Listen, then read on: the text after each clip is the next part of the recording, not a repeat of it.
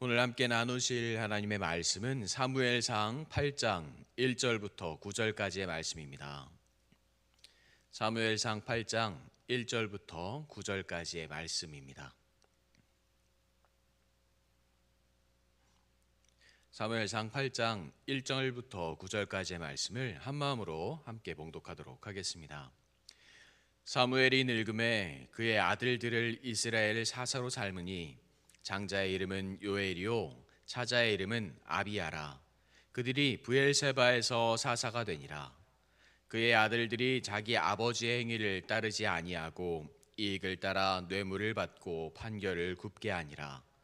이스라엘 모든 장로가 모여 라마에 있는 사무엘에게 나아가서 그에게 이르되 보소서, 당신은 늙고 당신의 아들들은 당신의 행위를 따르지 아니하니 모든 나라와 같이 우리에게 왕을 세워 우리를 다스리게 하소서 한지라.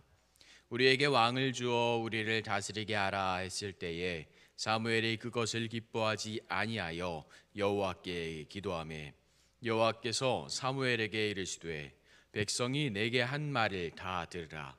이는 그들이 너를 버림이 아니요 나를 버려 자기들의 왕이 되지 못하게 함이니라.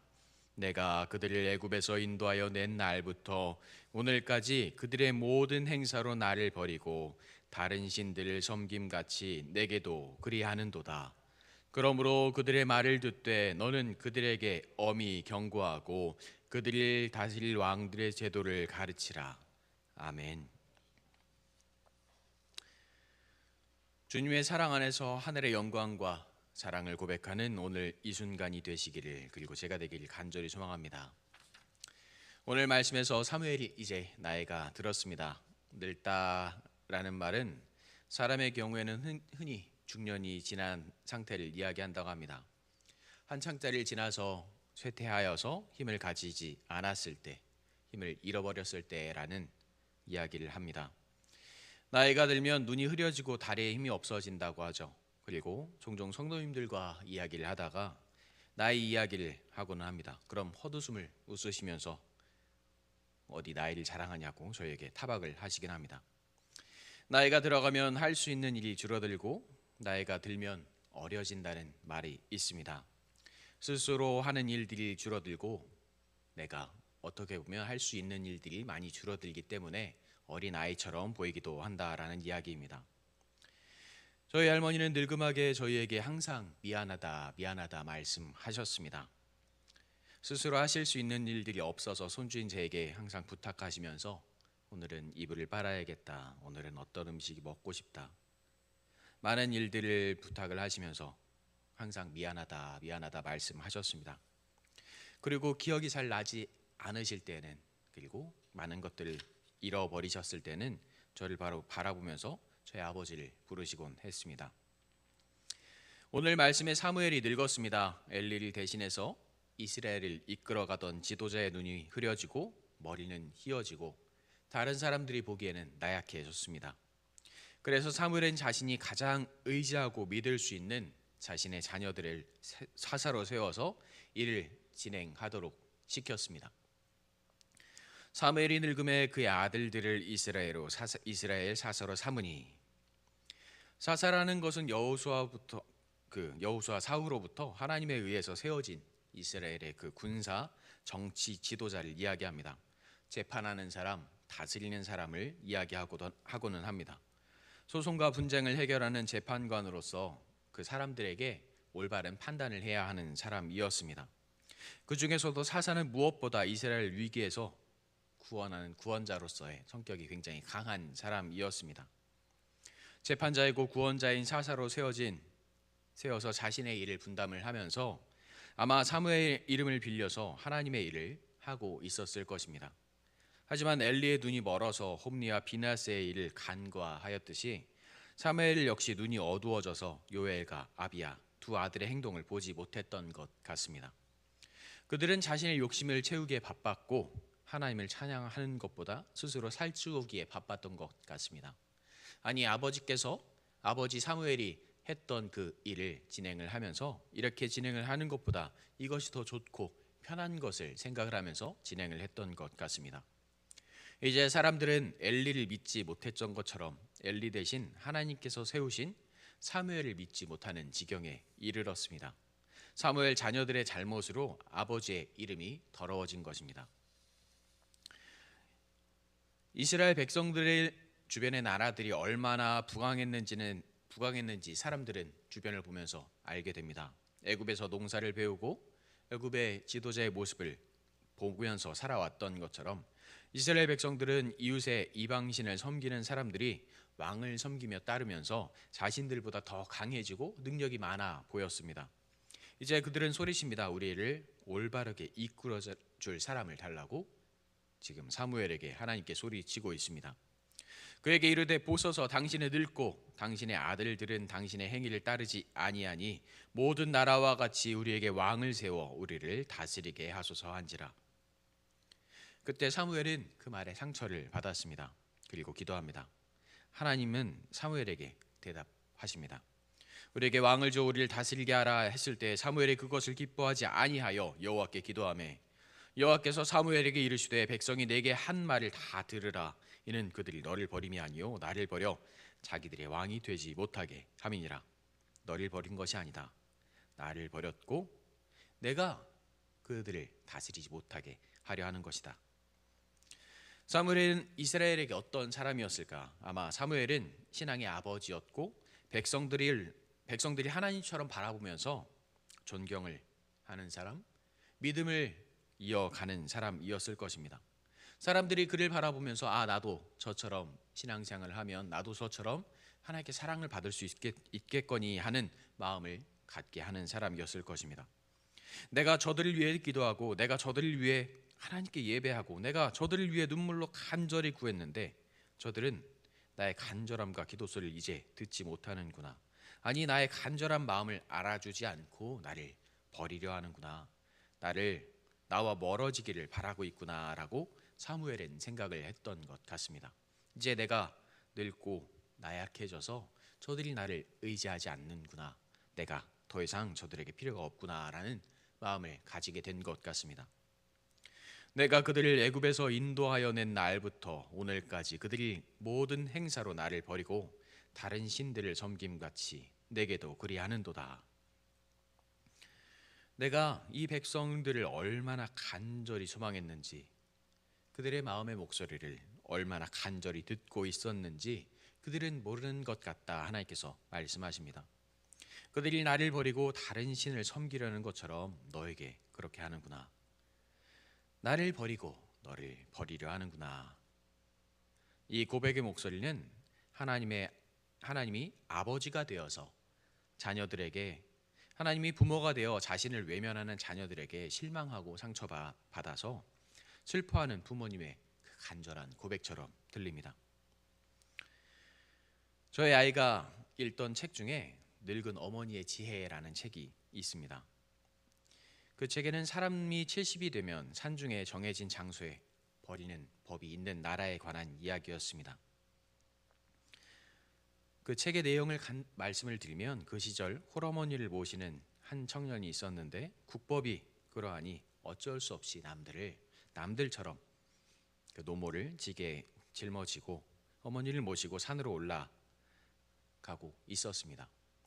그런데 가다 보니 어머니가 나무의 가지를 뚝뚝 꺾어서 바닥에 던지고 계시는 그 모습을 보게 됩니다. 어머니에게 무엇을 하고 계십니까? 라고 물었더니 혹시라도 네가 집에 갈 때, 아들이 집에 갈 때 혹시라도 길을 잃을까 봐 표시를 하고 있단다 라고 이야기하십니다.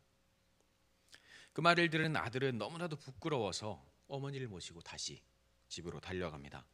그리고 사람들의 눈을 피해서 내가 법을 어긴 사람입니다 라는 것을 보일 수는 없기 때문에 사람들의 눈을 피해서 어머니를 모시고 있었습니다. 그런데 이웃나라의 큰 나라에서 청년이 살고 있는 작은 나라로 와서 이 문제를 풀지 못하면 우리들이 이 나라를 침범하겠다라고 공격을 하기 시작합니다. 문제는 이렇습니다. 첫 번째는 조 한 섬에 들어있는 조의 개수는 몇 개인가? 두 번째는 구멍이 구불구불한 구슬에 어떻게 하면 명주실을 꿰 수 있겠느냐? 세 번째는 가지 하나로 100가지 나무를 만들려면 어떻게 하겠느냐? 그 나라의 왕은 똑똑하다고 이야기하는 모든 사람을 불러 모읍니다. 조정의 대신들, 지혜를 가진 사람들, 수많은 사람들을 불러 모아서 아무리 대답을 들으려 하지만 만족스러운 답을 듣지 못합니다. 조정에서 더 이상 문제를 풀 수가 없어서 나라의 각 고을에 방문을 걸어서 문제를 풀 사람을 찾기 시작합니다. 마침 노모를 숨겨두고 있는 젊은 청년이 방을 보고 와서는 무심코 노모에게 그 이야기를 했습니다. 그러자 그 어머니께서 한 번 듣고는 바로 해결책을 내놓기 시작합니다. 첫 번째 그 문제에는 우선 한 홉에 조그만 돛박을 가져다가 한 홉을 넣은 다음 그 수를 세어서 그것을 계산하라 말씀하십니다. 그 다음에 10배를 하면 한 대가 될 것이고 한 대 10배를 하면 한 마리 되고 한 마리 10배를 하면 한 섬의 개수가 나오지 않겠느냐라고 이야기하십니다. 두 번째는 개미 한 마리를 잡아와서 허리에 명주실을 묶고 동에 묶고 맨 후 그리고 한쪽 구슬 근처에 꿀을 바르면 반대쪽 구멍에 개미를 넣었을 때 개미가 그 꿀을 찾아가지 않겠느냐라고 이야기하십니다. 세 번째는 가지의 껍질을 하얗게 깎은 다음에 나물로 붙이면 말 그대로 하얀 나물이니 100가지 나물이 아니겠냐라고 말씀하십니다.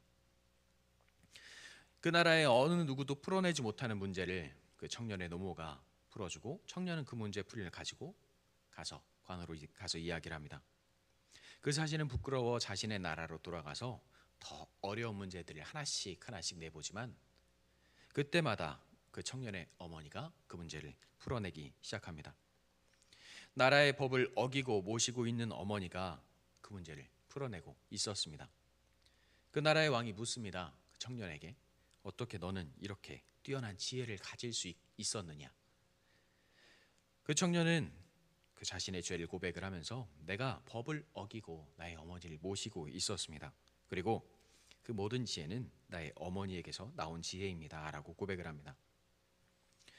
그 왕은 더 이상 그 법이 필요 없음을 생각을 하고 그 법을 없애버린 후 그 사람들이 자신의 부모를 모실 수 있게 다시 그 법을 개정을 합니다. 그리고 그 작은 나라를 침공하려 했던 큰 나라는 그 나라를 지혜자들, 현자들이 사는 나라라고 생각을 하면서 어려운 일이 있을 때마다 해결책을 묻고 존경을 표했다고 합니다. 이 이야기는 노인들, 어른들에 대한 마음을 어떻게 가져야 하는지를 알려주는 것 같았습니다. 그리고 노인들이 가장 큰 능력은 지혜임을 고백하고 있습니다. 이스라엘도 그랬습니다. 사무엘이 아무것도 할 수 없다라고 생각했습니다. 그의 자녀들을 보면서 그가 더 이상 해결책을 가진 사람이 아니다라고 결론지었습니다. 그 자녀들을 바라보면서 그들의 어리석음을 판단했습니다. 그리고 사무엘이 섬기는 하나님을 사무엘이 노쇠한 모습을 보면서 더 이상 능력을 가지지 못한 분이라고 판단했습니다. 하나님을 우리가 판단할 수 있을까? 그리고 혹시라도 사무엘이 나약해졌을 때 사무엘의 모습이 작아진 사람일까? 제가 20 중반쯤 되었을 때 아버지께서 술을 너무 좋아하셔서 술에 거하게 취하셨을 때 몸을 가누지 못하고 계실 때 친구분들이 연락하셔서 네 아버지 좀 모시고 가라 라고 말씀하셨습니다. 그리고 저는 아버지를 모시러 달려갔습니다. 그때 아버지를 모시고 오면서 제 등에 엎여 계신 그 아버지의 모습을 보면서 아버지를만 따라가면서 바라봤던 그 커다란 아버지가 아님을 알게 되었습니다. 그리고 저는 아버지를 작은 사람, 부족한 사람, 나약한 사람으로 대해야만 할까? 그렇진 않았습니다.